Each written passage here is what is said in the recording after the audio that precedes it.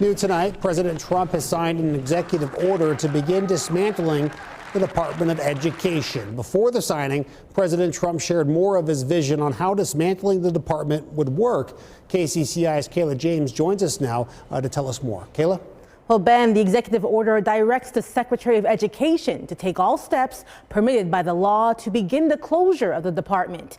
During his speech, President Trump emphasized that this will give the power over education back to the states. He claims this move will benefit many people, including teachers. I believe the states will take actually better care of them than they are taken care of right now. They'll work all sorts of systems and even merit systems. Those great teachers are going to be maybe a little bit better rewarded, or maybe that's the way it should be, but the states are going to make that decision. Now, during his speech, the president listed low reading and math scores as well as taxpaying money spent as just some of the reasons his administration is taking this step. No one from Iowa education-focused organizations I reached out to today could speak on camera, but some did share statements with us, like the president of the Iowa State Education Association.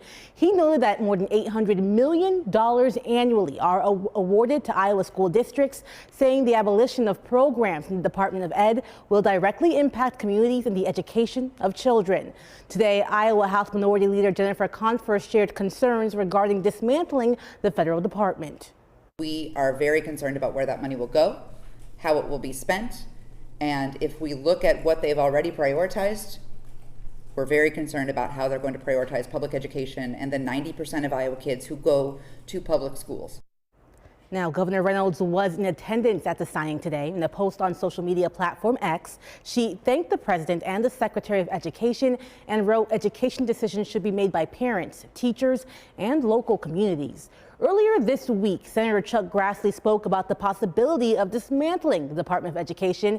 He noted that back in 1979, he was not an advocate for the creation of the department. Grassley said he would want the department to go away and shared his thoughts on how likely it would be that that would happen. I don't think the Department of Education will get the 60 votes in the United States Senate to do away with it. Might not even pass the House of Representatives. Now, University of Iowa political professor I spoke with, he did weigh in on this. He says it's more likely we see a slimmed down Department of Education.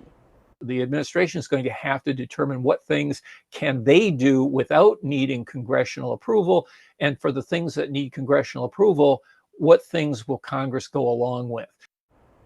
Professor Hagel says no matter what direction this goes, it's important to note dismantling or even slimming down the Department of Education is not something that can be done overnight. Ben?